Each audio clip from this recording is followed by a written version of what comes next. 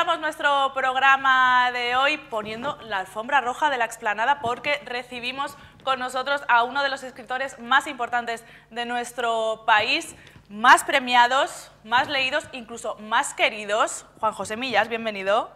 Bien hallada, muchas gracias. Lo de más querido no es baladí, yo creo, y no sé si lo habrán notado, que en general aquí se te tiene mucho aprecio. La gente por la calle te lo transmite. Pues sí, la verdad es que sí, no hubiese hecho nada tampoco. No hubiese hecho nada mal. Bueno, tú sabes que los grandes afectos, la mayoría son inmerecidos. ¿Ah, sí? Sí, o al menos no hay voluntad por parte del sujeto en recibirlos. ¿Ejemplo? Pues que no es algo que se construya.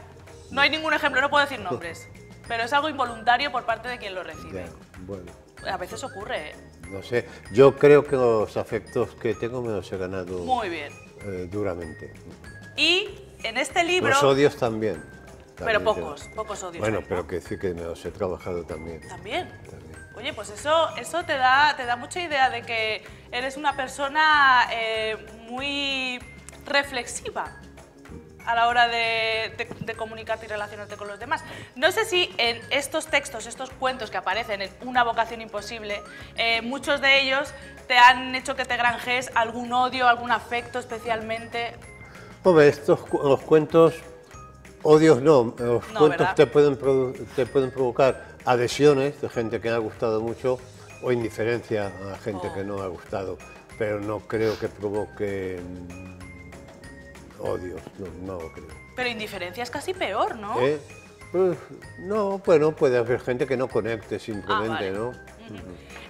Una vocación imposible. ¿Cuál es esa vocación? Pues la de escritor. Podía sospecharse, pero no tan imposible, ¿no? A ti te ha ido bastante bien. Sí, yo quiero decir que la de escritor es una vocación, si no imposible, difícil, porque es una vocación que se construye con una gran ambivalencia. ¿Qué quiero decir con esto? Que escribir es lo que más nos gusta, pero al mismo tiempo lo que más miedo nos da, ¿no? Ajá. Yo suelo decir que cuanto más lejos estás del escritorio, es cuanto más te apetece escribir. Es decir, que a medida que te acercas al escritorio, desearías que sucediera algo para dejarlo para mañana, ¿no? Porque escribir es muy duro, es muy placentero también, pero es simultáneamente muy duro. Por lo menos hasta que te olvidas de que estás escribiendo. Es decir, esto que habitualmente se dice que es el vértigo ante la página en blanco, ¿no? Que a veces es el pánico. Pues es que es verdad, los primeros instantes, hasta que te olvidas de que estás escribiendo, pueden ser muy duros, ¿no? Porque nunca estás a la altura de tus expectativas, ¿no? Y por otra parte, en el hecho de escribir, uno se juega mucho, uno se juega cuestiones que están relacionadas con la identidad, y por eso tú no le puedes decir a nadie que no sabe escribir, ni siquiera a nadie, a una persona que nunca en su vida haya pensado en escribir, ¿no? Porque escribir está connotado de cuestiones así muy, ¿cómo te diría? Está muy mitificado, el hecho de escribir está muy mitificado. Entonces, y ahí uno se juega mucho, por eso te digo que cuando te sientas a escribir, ahí en los primeros momentos dices, ojalá suene el teléfono y me digan que tengo que ir a... Sí, alguna excusa, ¿no? Alguna excusa, ¿no? Fíjate que el pánico está muy presente en muchos de los relatos, si no el pánico, cierta forma de ansiedad. En tus personajes siempre hay un pozo como de desencanto con la vida, de una manera de relacionarse un tanto patológica, podría decirse. Bueno, son personajes bastante neuróticos. Sí. Y entonces, bueno, pues la gente neurótica tiene dificultades de relación con la realidad, ¿no? Y eso provoca muchas situaciones paradójicas, situaciones que son divertidas desde fuera, pero para el que las está viviendo, no. Por otra parte, es fácil, la gente se identifica mucho con estos personajes porque vivimos en sociedades muy neuróticas, ¿no?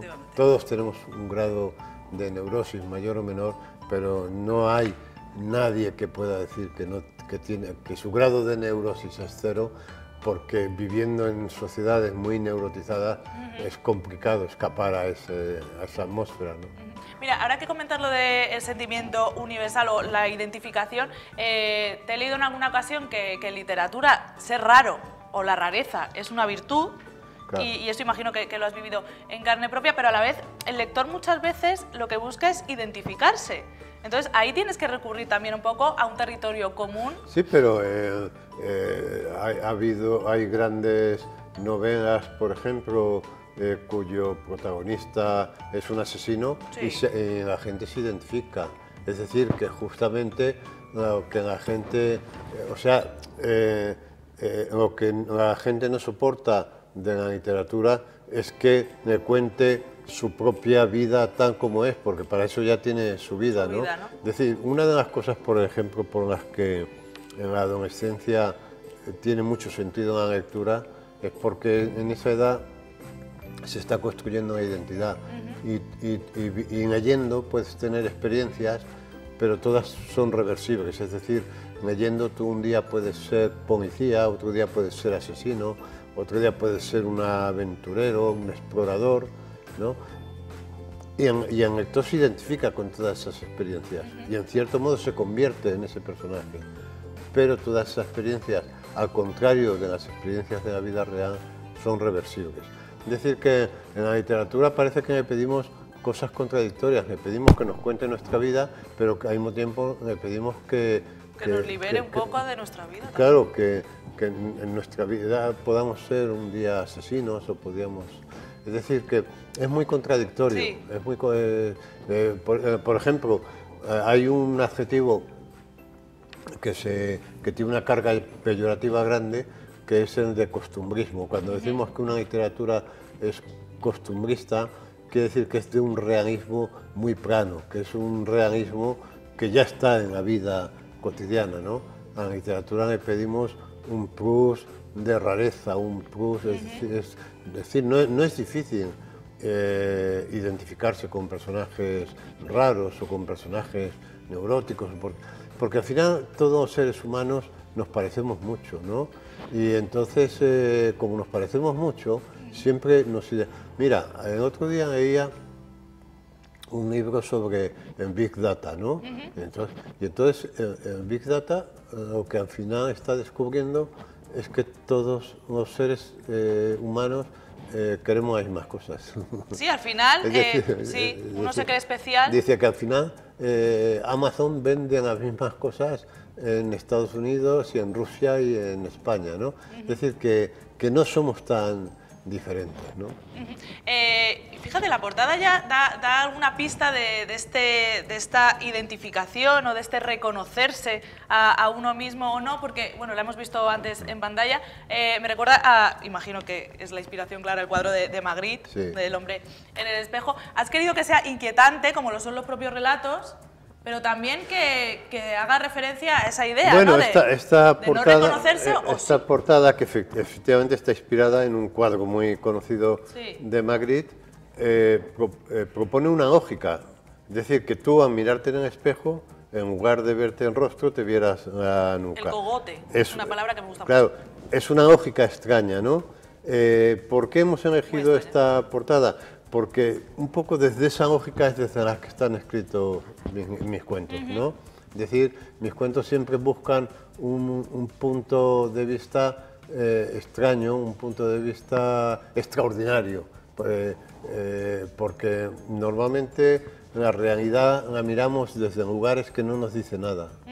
Nosotros pasamos por la vida y un día te pones a parar, te paras a pensar por la noche, ¿qué ha habido de extraordinario hoy en mi vida?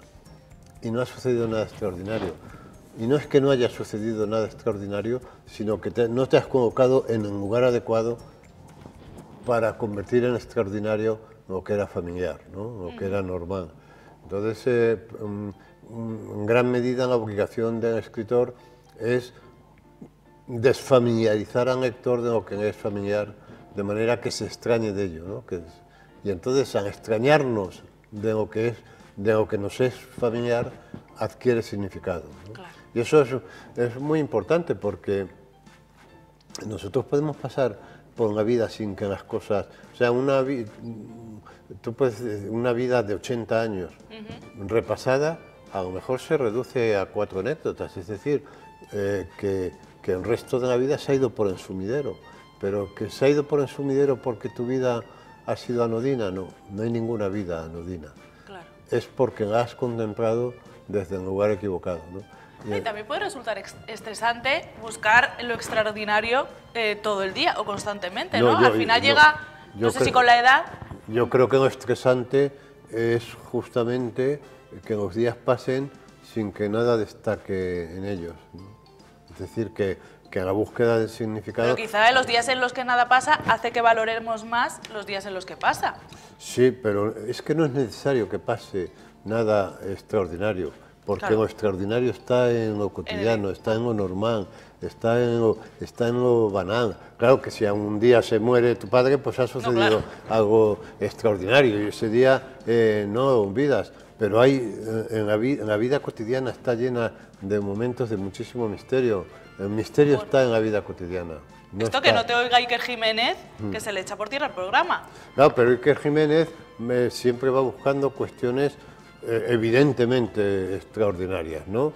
Las caras de Belmez, sutil, ¿no? Las caras de Belmez evidentemente es un suceso extraordinario, pero yo creo que lo misterioso no está en estas cosas tan espectaculares, sino que está en la vida diaria, ¿no?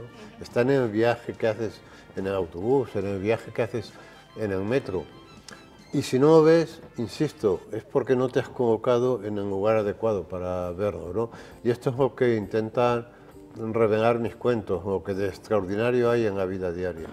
Estos cuentos que se recopilan en esta Una vocación imposible, ¿a qué años se remontan? Porque tú llevas un montón de años escribiendo. Bueno, pues son desde el principio, desde que empecé a escribir, es decir, que hay cuentos que pueden tener 30 o 40 años, ¿no? Y cuando te has enfrentado de nuevo a ellos, los has releído, ¿qué sensación te ha dado? ¿Te has reconocido a ti mismo? ¿O hay algunos que dicen, madre mía, menos mal que he evolucionado? O al revés, tendría que volver a esto. Aquellos de los que decía menos mal que he evolucionado se han quitado. No parece, claro, directamente. No, solamente están aquellos cuentos de los que te sientes orgulloso. De los que me siento... Y entonces ha sido el trabajo de articulación y de selección ha sido curioso por esto mismo que te decía, porque yo me extrañaba de ser el autor de... Es decir, por un lado yo me reconocía como autor de los cuentos, pero por otro yo ya me sentía muy ajeno a ellos porque, claro, yo hace 30 o 40 años no era el que soy. Es decir... Y menos mal, ¿no? Menos mal porque... bueno, no sé si... Esa gente que dice, yo nunca cambiaré, pues hombre, es que a lo mejor hay que cambiar, ¿eh? Bueno, se cambia aunque no quieras. Quieras o no quieras, ¿no? Quieras o no quieras. Y entonces era una sensación de familiaridad y de extrañeza de forma simultánea, de familiaridad, porque evidentemente este cuento los había escrito Juan José Millás, pero un Juan José Millás de hace 30 años, si tú te pones a pensar tú eres muy joven, pero te puedes... Y siempre voy a serlo. Y siempre vas a serlo, pero te puedes poner a pensar cuando eras niña, ¿no? Y entonces te preguntas, ¿y cuál es la puerta que comunica a aquella niña con esta adulta, ¿no? Bueno, a mí es que la infancia me parece un territorio terrible. Y eso es un misterio terrible, terrible de terrorífico, dices. Sí. Hay gente que tiene una infancia idílica. Bueno, yo tuve una infancia idílica, pero quiero que la infancia en general me parece una época bastante cruel. Pero bueno, esto es una apreciación mía personal. Hay gente que la añora, que tiene cierta nostalgia. Hay una mitificación sobre la infancia equivocada porque no todas las infancias son felices, claro. No.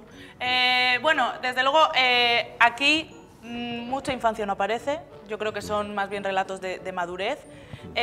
Hay gente que ha dicho, es que Juan José Millás en los relatos cortos es cuando se crece, ¿no? Cuando se puede ver la grandeza de su escritura. Y no sé si esto es un arma de doble filo, porque sí, es un halago y está muy bien, pero a la hora de que tú te enfrentes a una novela larga, dices, hombre, a ver si he estado yo aquí años elaborando una novela para que luego me digan que en el relato corto es cuando más brillo. Bueno, pero luego también saco una novela y también me... También se lee. Es decir, que yo me muevo con idéntica comodidad en la novela, en el periodismo y en el relato. Es decir, sí es cierto que no soy un autor de novelas muy largas, soy un autor de novelas de medio aliento, ¿no? Yo me muevo bien en el medio y en el corto aliento. Yo jamás escribiré una novela de 500 páginas, porque no me dan los pulmones para ello, ¿no?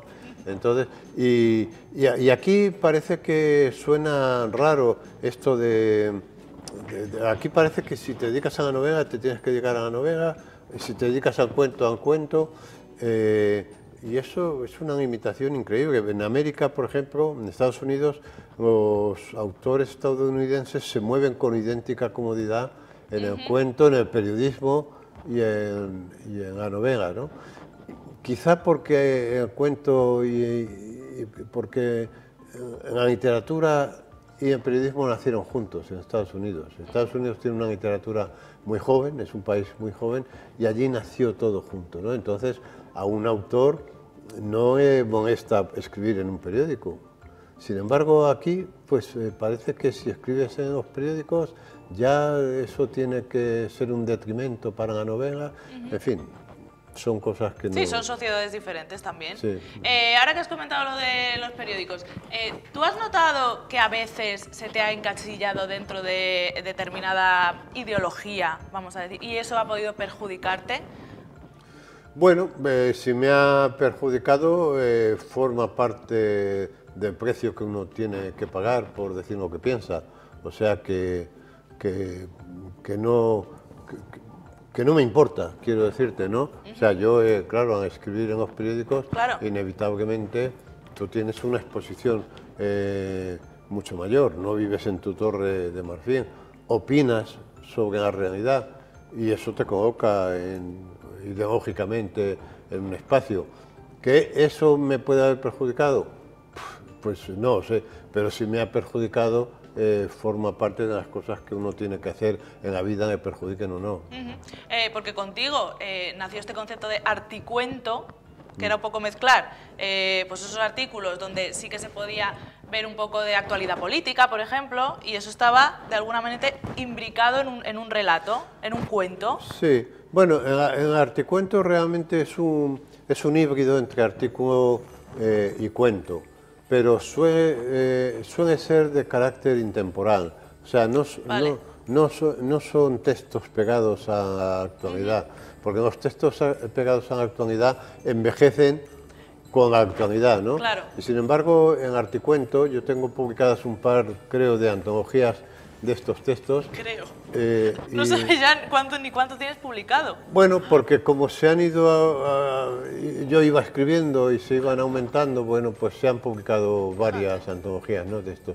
Y lo que caracteriza al Articuento es esa mezcla entre artículo y cuento, pero luego también su carácter intemporal, porque trata de cuestiones de la vida cotidiana, de la vida diaria. Es decir, ahí no suelo meter cuestiones relacionadas con la actualidad, porque la actualidad es muy perecedera. De hecho, en este libro no hay temas de actualidad. Ese tipo de publicaciones no han quedado aquí. ¿Cómo hay algún hilo conductor entre todos estos relatos? Pues yo creo que el hilo conductor es una de las grandes obsesiones que dominan toda mi obra. Por ejemplo, el asunto del doble, por ejemplo, que está en toda mi obra novelística, el asunto de las relaciones entre la apariencia y la realidad, entre la realidad y ficción. Es decir, todas esas cuestiones que atraviesan también mis novelas están aquí. Yo digo en el prólogo de este libro que si mi obra fuera un cuento, fuera un cuerpo, los cuentos serían las partes blandas. Los cuentos serían el hígado, los riñones, los pulmones, el corazón, ¿no? Y las novelas serían como el esqueleto. Y esa idea me gusta porque cuando los antropólogos hacen excavaciones y tal, solamente encuentran las partes duras, porque las partes blandas han desaparecido y tienen que deducir de lo duro o blando. Es decir, de un esqueleto tienes que deducir el cerebro, tienes que deducir en hígado, en estómago. Bueno, y eso pues, te gusta, ¿no? Y me gusta la idea de que las partes blandas... Es que tú eres muy orgánico.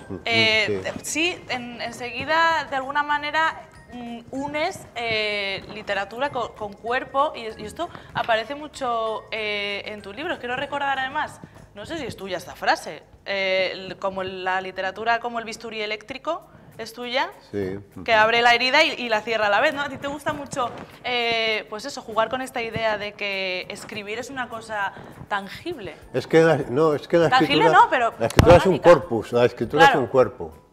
Y por eso, por ejemplo, muchas veces se emplean para la literatura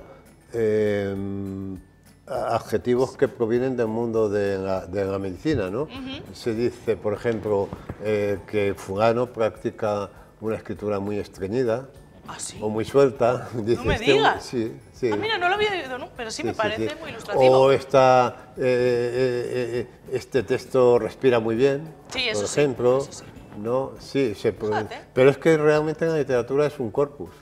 Y de Está hecho, vivo. se habla muchas veces del corpus de un escritor, ¿no? Sí, eso sí. Refiriéndose a su obra. Realmente casi todo tiene que ver con el cuerpo, ¿no? La arquitectura tiene mucho que ver con el sueño del ser humano, desde que Narciso se miró en las aguas del río y se enamoró de sí mismo y se ahogó al intentar besarse. El sueño del ser humano ha sido reproducirse fuera de sí mismo. De ahí la robótica, de ahí la fascinación, por ejemplo, de los robots desde la Edad Media, ¿no? Cuando se hacían estos simulacros, no me viene ahora la palabra, bueno, pero en la Edad Media. el robot realmente es muy antiguo, ¿no? Lo que pasa es que ahora está muy perfeccionado. Y nosotros hemos estado construyendo durante siglos la parte física, es decir, una grúa, por ejemplo, una grúa de estas que tú ves en una obra, es un brazo con sus posibilidades multiplicadas, Claro. ¿no? Como un transformer, ¿no? Pero nosotros ya hemos construido, la parte física ya está completamente construida. Y una vez construida la parte física, ¿a qué nos estamos dedicando? Pues quizá A la inteligencia artificial. Ahora estamos en la fase... Primero tendría que haber inteligencia, yo creo, y luego ya Bueno, jugar con lo artificial o no. Pero si no tenemos una base... Hemos reconstruido el cuerpo físico y ahora estamos intentando reconstruir la mente. Cuerpo psíquico. El cuerpo psíquico. Ahora estamos toda la historia de la inteligencia artificial es la historia de intentar, ya tenemos el robot físico, de intentar poner un cerebro a ese ordenador. Es decir, que el ser humano, todo lo que hace, en cierto modo, es una reconstrucción del cuerpo fuera del cuerpo. Cuando a un niño le dices que pinte una casa, ¿qué hace? Dibuja la típica casa con el tejado, las dos ventanitas y la puerta, puertecita. los dos ojos, y dibuja un rostro realmente. Pero la historia de la arquitectura es la historia del cuerpo. La arquitectura, ¿qué hace? Coloca la parte de delante, que es la presentable, por la parte de atrás salen las basuras, como Se en el entierran cuerpo, a veces como hoy en en el día. cuerpo. Es decir, que si te pones la historia de la arquitectura, en cierto sentido, es la historia del cuerpo humano, ¿no? Y es una tendencia irrefrenable esta que tenemos, ¿no? De construir. Bueno, el sueño total es reconstruir un robot que nos obedezca, que, en fin, Que nos limpie la casa. Que nos limpie la casa. La clonación todavía nos está haga la ahí comida. sobrevolando. Estamos en Sería eso. maravilloso que nos Estamos haga la en comida. eso. ¿Llegará un momento en que habrá robots escribiendo libros? Bueno, Imagínate. ya hay. Ya hay, O sea, ¿no? ya hay programas. Sin faltar a nadie. Hay programas de ordenador que hacen poesías, por ejemplo. La novela y el cuento es muy complicado. Se han hecho intentos, ¿eh? Ya hay programas de inteligencia artificial que escriben textos. Todavía no, falta mucho, en fin, para llegar a la complejidad. Pero, por ejemplo, si tú buscas en Internet poesías escritas por inteligencia artificial, encuentras alguna cosa que por lo menos es curiosa. pero es difícil. Quiero decir, pero bueno, no sabemos, no sabemos porque tú sabes que los expertos, este es un tema a que a mí me apasiona. Ya lo voy notando, Los expertos en este asunto hablan de la singularidad tecnológica. ¿Qué es una singularidad? O sea, algo único. Sí, por ejemplo, cuando en un homínido aparece la conciencia, la conciencia de uno, eso fue una singularidad. No sabemos en qué momento apareció. O sea, en qué momento en el ser humano, vamos, en un homínido que estaba pululando por ahí, estaba por ahí, apareció la mente, apareció la conciencia, que es lo que nos diferencia del resto de los animales. Y luego en algún momento se perdió para algunos homínidos también. Para muchos sí, estamos en retroceso. Es pendular, ahora, todo sí. es pendular. Pero bueno, eso fue una singularidad, Sí. porque eso no ha aparecido en las hormigas o en los leones, ha aparecido. Pues en las máquinas, como sabes, los programas de ordenador se corrigen a sí mismos, aprenden de sus errores, ¿no? Entonces hay quien dice que en algún momento puede saltar una singularidad tecnológica de manera que la inteligencia artificial adquiera conciencia de sí, ¿no? Madre mía, yo creo que hay películas de esto. Bueno, hay mucha ciencia ficción. Bueno, y Asimov ya escribió pero sobre lo que esto. te quiero decir es que está teorizado. A mí me da miedo. Que está teorizado porque la inteligencia en el ser humano surge cuando la red neuronal alcanza una complejidad X y ahí salta la singularidad, ¿no? Sí. De repente aparece el yo. O sea, nosotros, el yo es una de las cosas más raras que hay. Es o sea, rarísimo. eso de tener un yo dentro, que eso no tiene... Sí, es como el mago de Oz que tenía un hombrecillo dentro, al final, Esto ¿te es, acuerdas? Esto es, ¿no? Pues eso ¿cuándo salta? Salta cuando hay una complejidad neuronal X, no sabemos cuál es. Pero en las máquinas la complejidad, digamos, neuronal cada vez es mayor. Cada vez es mayor, pero además cada vez es mayor no porque la añadamos nosotros desde fuera, sino porque la máquina va aprendiendo de sus errores, ¿no? Y es posible está teorizado, que en un momento salten la singularidad. Luego hay no sé si tú conoces, seguro que no. No sé si tú conoces esto, una filosofía, la filosofía transhumanista. Bueno, pues los transhumanistas lo que persiguen es trasladar la conciencia a la máquina. Es decir, buscan la eternidad a través, porque claro, el cuerpo es efímero, en fin, el cuerpo es un desastre además, ¿no?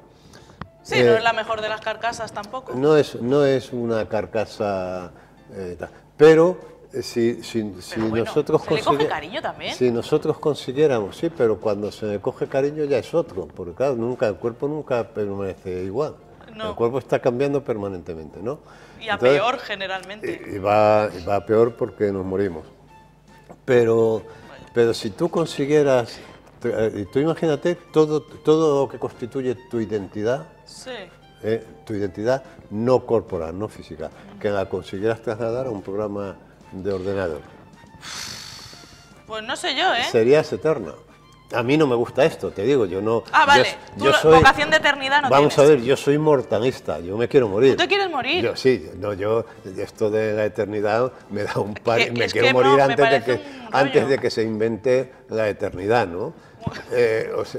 Pero lo que te quiero decir es que hay gente, del mismo modo que hay gente a la que están criogenizando, hay Sí. gente que pide que la congelen, y además sabes que hay dos tipos de congelación, No lo sabía. uno caro y otro barato. El caro es la congelación de todo el cuerpo y el barato es la congelación de la cabeza, nada más. Es decir, te decapitan y congelan la cabeza. ¿Y luego qué hacen con la cabeza? Bueno, pues se supone que llegará un momento, Te pegan en fin, como la identidad está en la mente, ¿no? Llegará un momento en que te descongelarán y toda esa información que hay en el cerebro la podrán trasladar a una máquina. O sea, Fíjate. para esto. Entonces, te digo que hay gente que... Pero yo soy mortalista frente a los transhumanistas, yo soy mortalista. Es decir, yo creo en la mortalidad. O sea, yo creo que hay que morirse. Hay que morirse más. Claro, hay que No, morirse. ni más ni menos. No sé si más. Como decía aquella ministra, ¿no? Que para lo de las sé, pensiones. No sé si hay que morirse más. Bueno, esto me decía una ministra. Claro. Porque claro, si hay que morirse más, de los primeros que les va a tocar es a mí, ¿no? Bueno, Y yo no tengo, que tú sabes que la esperanza tengo de interés. vida ha aumentado. Ya, pero si hay que morirse ya, habrá que ponerse en fila. Eso es verdad. Y yo estoy ahí en primera No, fila. pero tú nunca vas a morir porque tenemos tus libros. Esto es una cosa muy cursi que se dice de los escritores. Eso. Pero en realidad Pero también, yo no creo en esa... en este legado, tú tampoco crees en esto. No, yo en esto, yo creo que esta es una creencia muy del siglo XIX, ¿no? Muy decimonónica. Aquí es que ¿no? somos muy decimonónicos, Lo de- ¿eh? Sí. Este programa en general. Soy decimonónico. Sí, yo bueno, creo que sí. Bueno, yo nunca he creído en esta especie de inmortalidad que provoca... Escribir libros. No, porque es una inmortalidad de la que en cualquier asunto no vas a ser consciente. No, claro. Es decir, hay gente que escribe para... Hay gente que Para escribe pasar a la posteridad, claro que para sí. hay gente que escribe para la posteridad, que tiene esta fantasía. Yo no creo en la posteridad. ¿Tampoco? No, o sea, yo del mismo modo ¿Pero que... tú en qué crees entonces? Yo... Sí, vamos a reducirlo entonces. Muchas cosas. Pues yo creo un poco... Fíjate que esto lo vi hace poco. A ver. Estoy volviendo a ver Mad Men, la serie Ah, esta, ¿sí? que hacía años que no la veía, Es larga, ¿eh? que es larga, es fantástico, claro. Porque Y van tengo- muy bien vestidos. Yo creo que eso engancha mucho también. Sí. Y entonces, precisamente en un capítulo que vi ayer, Sí. hay las cosas estas de la vida, ¿no? A ver. Las sincronicidades que decía Jung. Hay una mujer que le pregunta a un hombre, ¿tú en qué crees? O sea, la pregunta que serio? me acabas de hacer tú. ¿Y sabes qué le dice él? No. Él le dice, sería muy largo, ¿no? Y yo creo que le dice que sería muy largo... Es como no decir nada también, te digo. para no decir nada, ¿no? Efectivamente. Porque yo creo que la respuesta correcta, en mi caso, al menos sería muy corto, ¿no? Bueno, pero no la vamos a desvelar. No, sería demasiado Hay que corto. mantener el misterio. Sí. No, porque además yo lo tendría que pensar. O sea, que... Bueno, pero tú no tienes dificultad en pensar, ¿eh? Pero ¿en qué crees? Pero ¿qué significa la pregunta de en qué crees? Es que es una pregunta... Es que nos ponemos ya Ya, filosóficos. nos estamos entonces. poniendo muy pesados. Claro, y este programa que tiene una duración limitada, Sí. que ya estamos Bueno, no tan sobrepasando. limitada, Claro, porque yo hace un rato Ya he estamos pensado, sobrepasando. esto se debería haber acabado. Pero no se ha acabado porque dices cosas muy interesantes, o sea que ha sido tu culpa No, realmente. pero ¿sabes en parte por qué? O sea, no A digo, ver. lo digo porque siempre, o sea, yo no he ido, o sea, siempre que vas a un programa de televisión estás acostumbrado a que sean cortos, ¿no? Claro. Y yo No, y este en principio- Y yo llevo un rato diciendo, pero esto no Y se yo llevo un acaba. rato diciendo, a ver cómo corto a Juan José Millás. No, pero bueno, vamos a dejarlo aquí si te parece. Yo te emplazo que vuelvas otro día. Vale. Te pilla medio cerca también, puedes venir. Vale. Recomendamos a todo el mundo Una vocación imposible, que vais a poder encontrar pues todo el universo de Juan José Millás, como bien nos acaba de decir. Esas reflexiones amplias y profundas que tú tienes, como buena muestra acabas de dar de ello. Así que gracias, Juanjo, por haber venido y por seguir escribiendo, porque hay que seguir escribiendo. Esto no es el final. No, esto no... Esto es una recopilación, pero luego... Espero, aunque, ¿sabes qué? A ver, que se engancha otra vez. ¿Sabes qué? Brevedad, por favor. No sé, en alguna ver. parte ponía... No, ¿Qué ponía? La novela definitiva. En la faja, sí. Ay, Sí, no, pero eso es la horrible edición también. definitiva de los cuentos No, por y Dios. tal, con lo cual, en cierto modo, ya no puedo volver a escribir ningún cuento, porque Pues bueno. ya, si esta es la edición definitiva, no les puedo estropear Claro, fiesta la faja ya- a la faja en la editorial. Pues hay que contradecir las Así fajas que- muchas veces. Así que igual ya no escribo ningún cuento. Yo espero que sí, y lo que espero es que vuelvas pronto y que nuestros espectadores, por cierto, nos dejen irnos unos segunditos a publicidad. No os marchéis, que enseguida volvemos.